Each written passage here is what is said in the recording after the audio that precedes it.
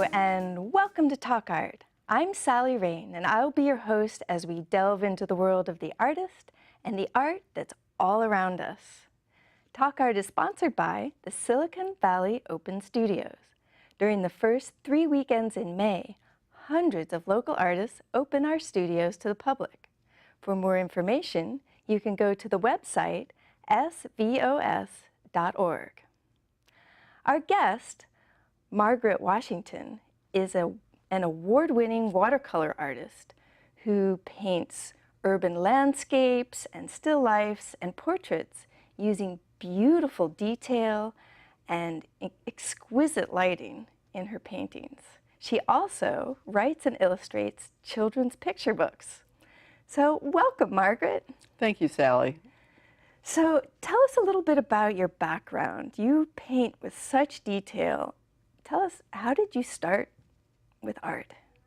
Well, I've always painted my whole life. I don't really remember not painting. Oh. My father was an artist. My uncles were artists. They were sign painters. Oh. And I always painted and had paint around and painted little paintings on cardboard. And so I don't really remember not doing it.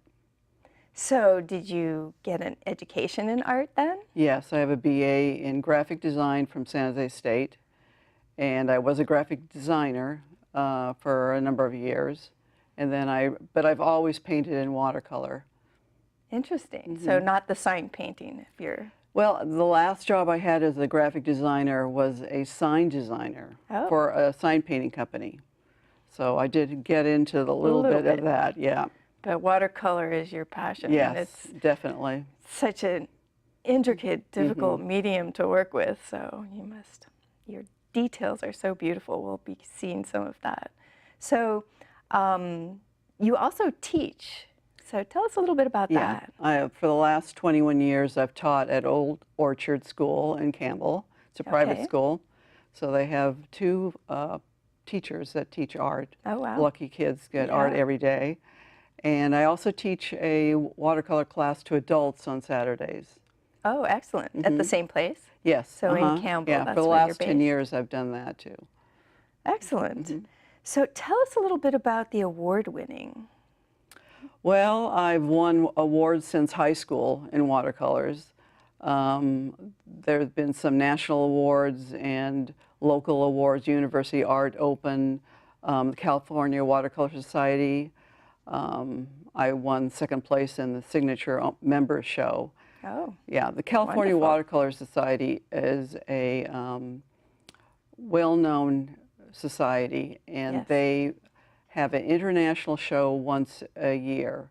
And if you get into that show 3 times, which is really hard, it took me 10 years. Wow, yeah. And the competition's from all over the world.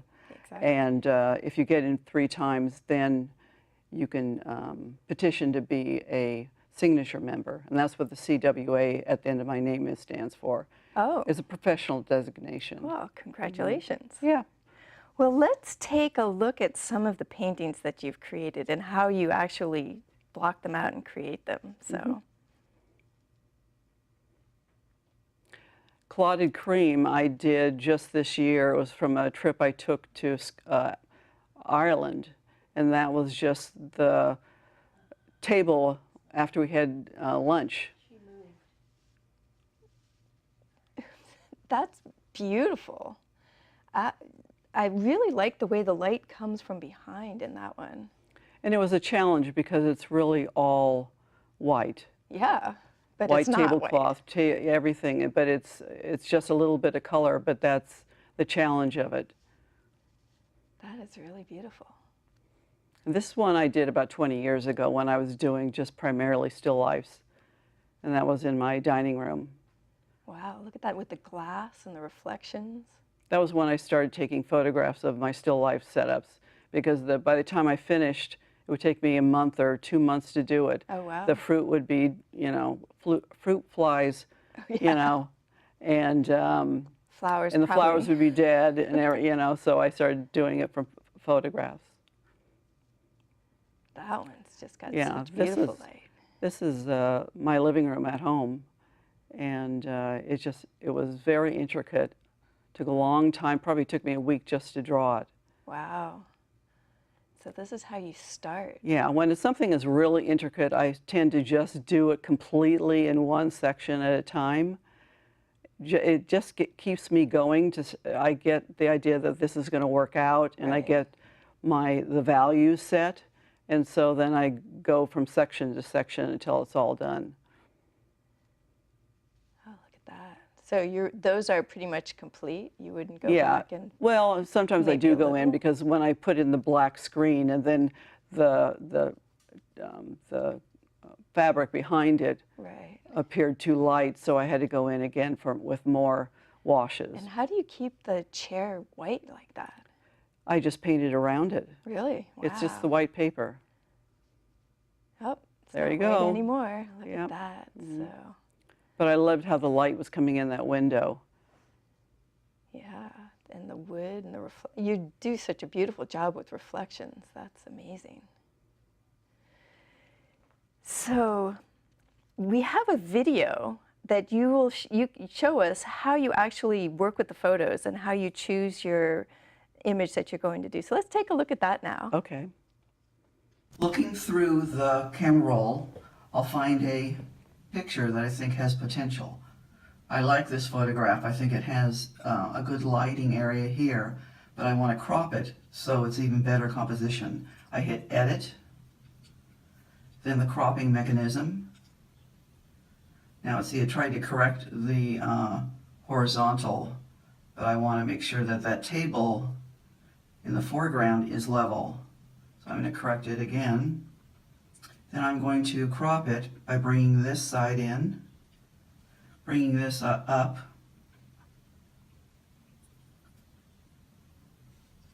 little bit over, and the top down. I hit done, and now it's a much better composition. The people that are in the light, in the sun, are more in focus, and that is the focal point for you, the painting. And now we have a demonstration of your work. So show us what you do with the photos. Well, this is a picture I've chosen. My friend Sabina took this picture in the Bay in San Francisco.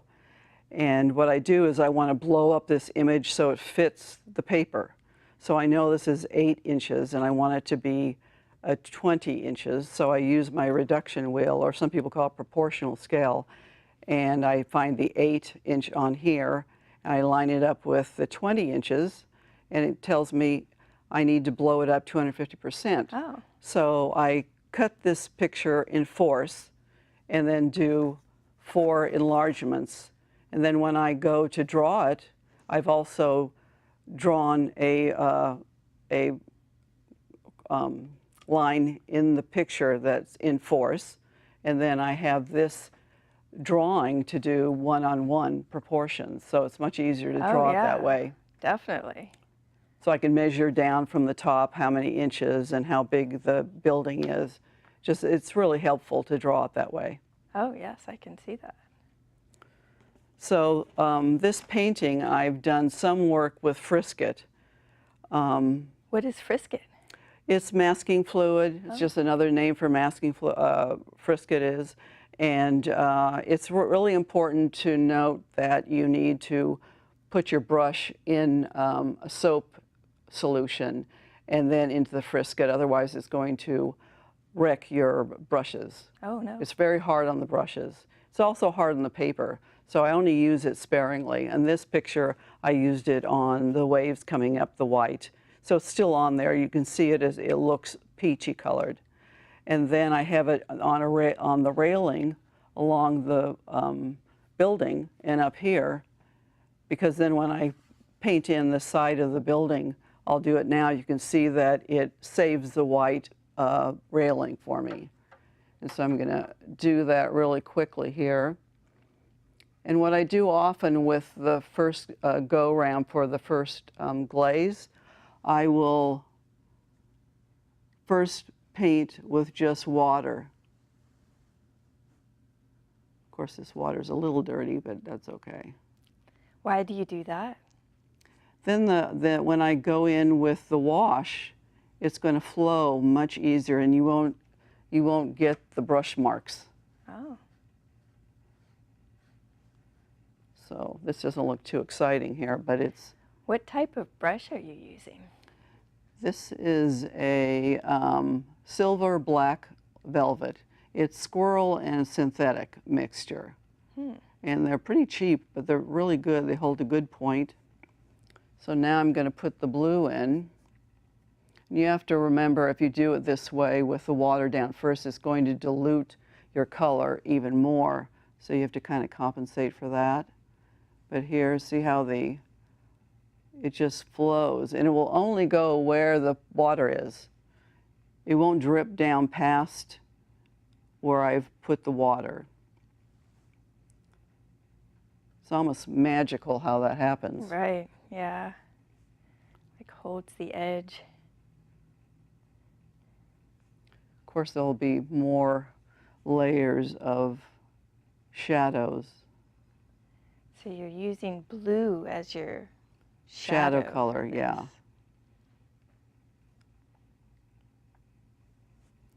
And then if you have that bead of paint, you just take a drier brush, a thirsty brush, and it'll pick up that. Oh, look at that.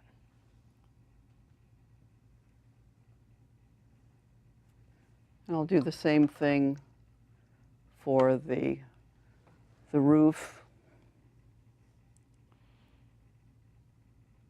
So how do you choose your colors for this when you do the shadow that's blue?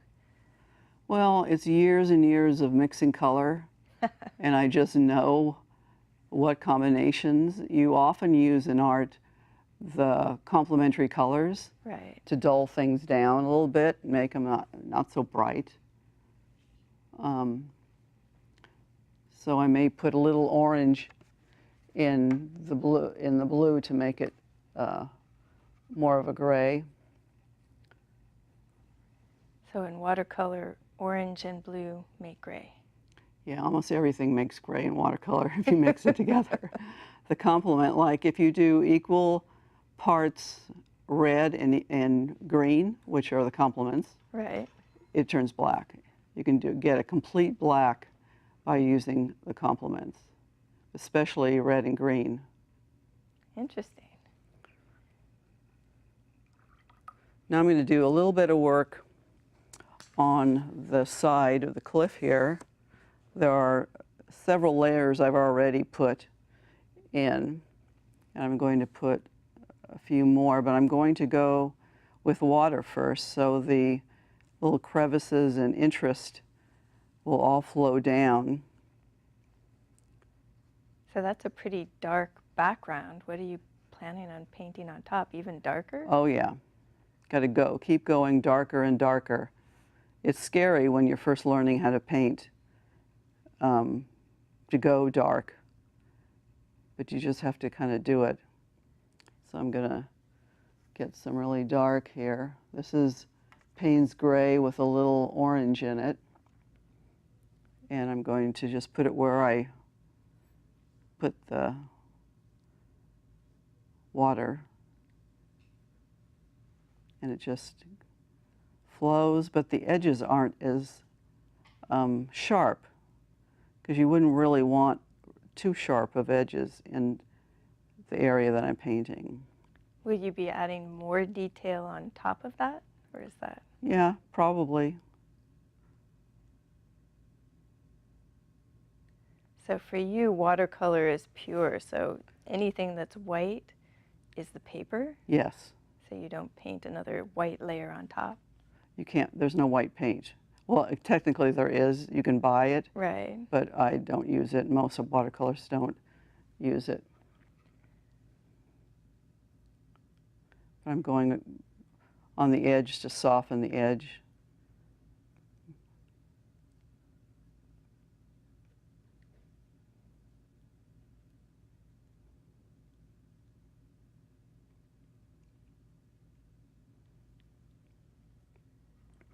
I'm going to put a little blue in the water too, because there's a shadow cast on the ocean.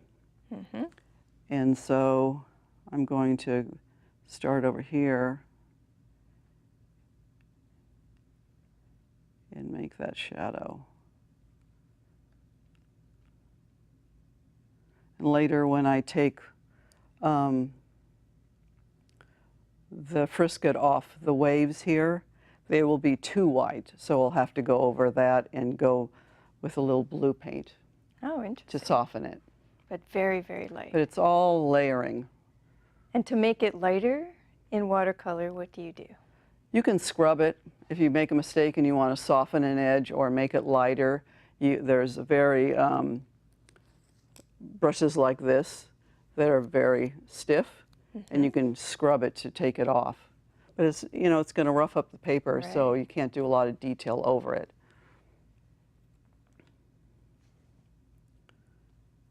So now this is almost dry, so I can go in there with a little more blue to make it more interesting, because there's stains and shadows and things on the side. That's what I loved about this photograph, was all the interest in the white. It's always interesting to me that white is very rarely actually white. No, that would be really boring.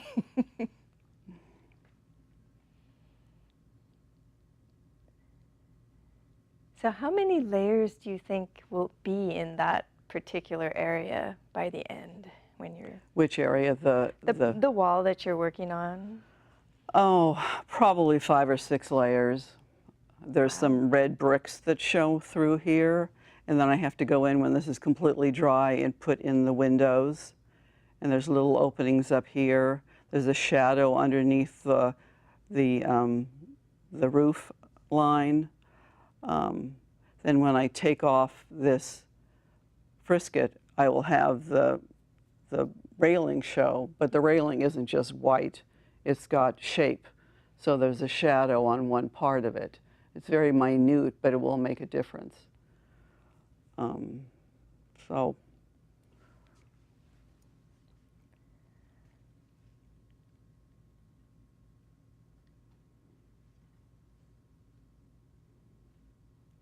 you can use the side of your brush to make interesting kind of marks.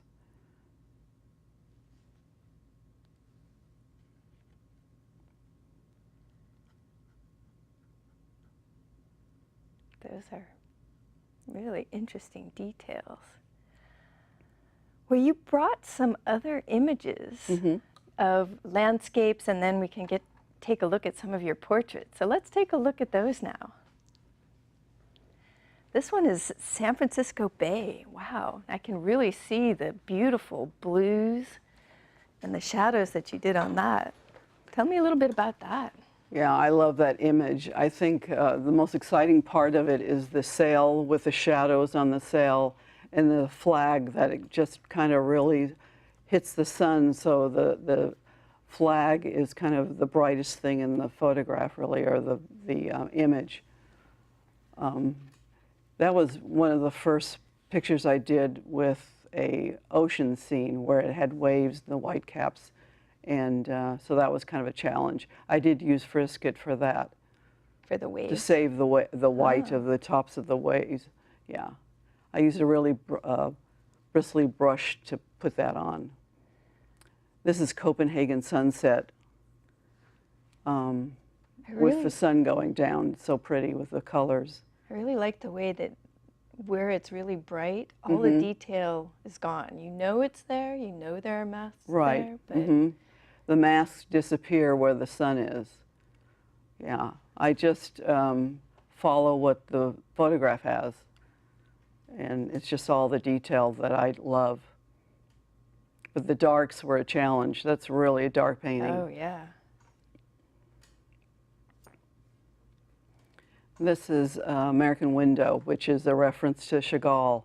He did these famous stained glass windows in a church or in Chicago, and Yeah. but that was the first person I did, first Really? face. Wow. Face, yes. So I never thought I could do faces or people. So Well, this one is yes, beautiful. yeah, that's the sun coming through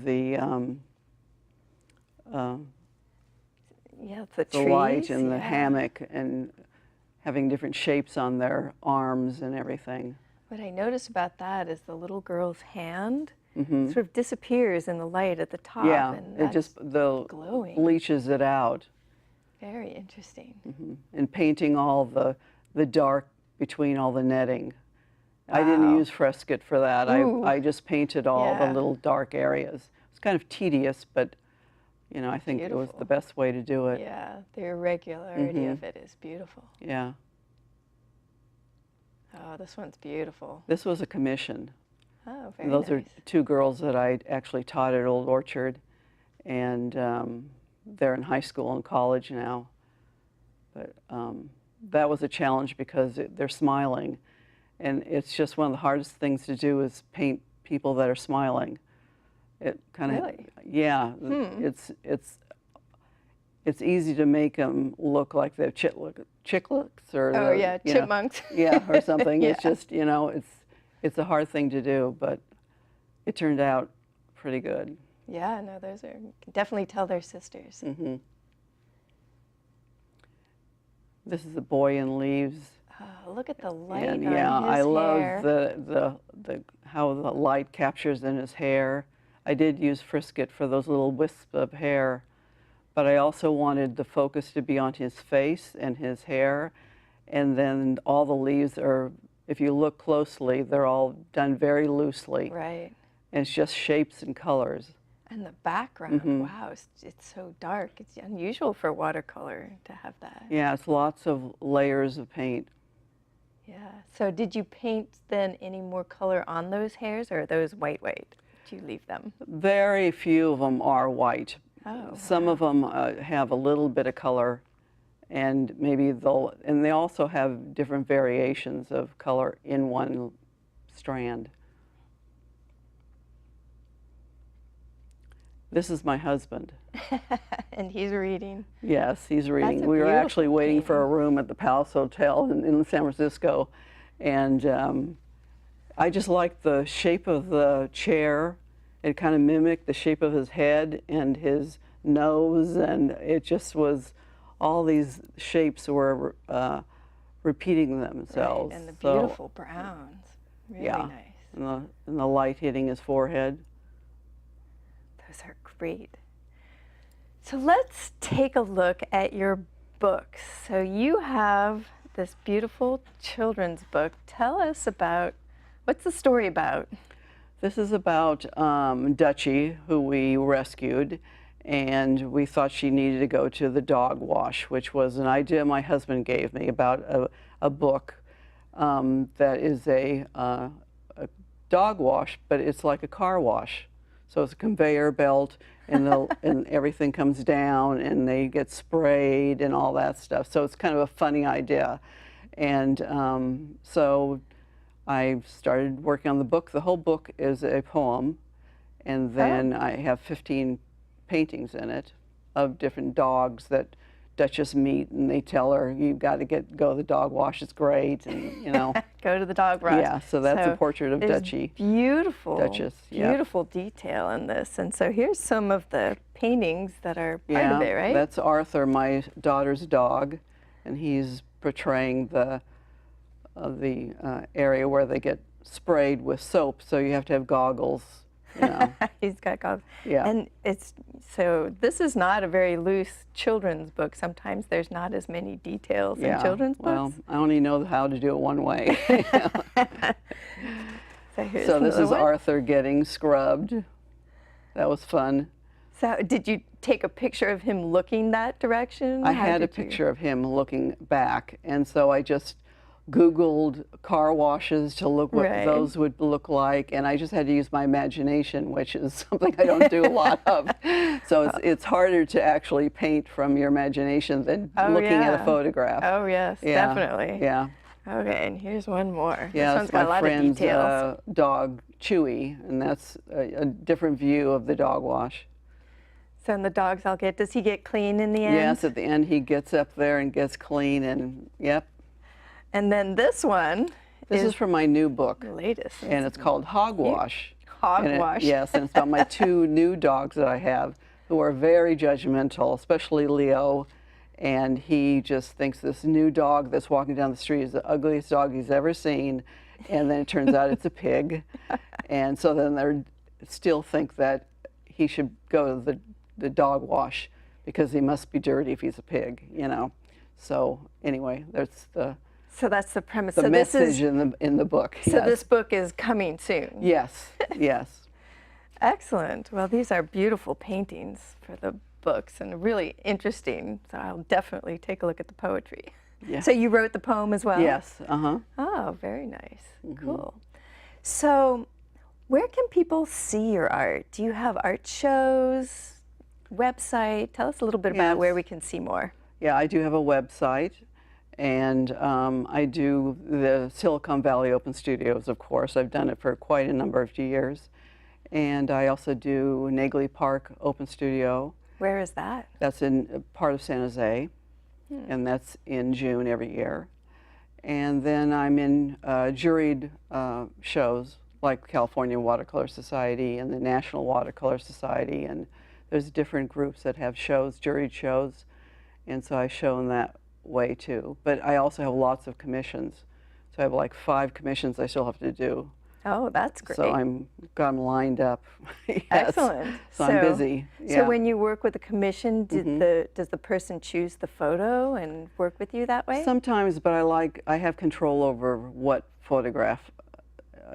So it's, you know, they submit lots of different ones, and they trust me as the artist that I will pick one that works, for them. Excellent. Yeah. So people can go to your website and see your work and see where you're going to be. Because you never know what juried shows you're going to get in. No, that's true. Well, best of luck to you. Well, thank you. Thank you so much for being on Talk Art. This has been a fabulous demonstration, and your work is beautiful. Thank you very much for having me. You're welcome.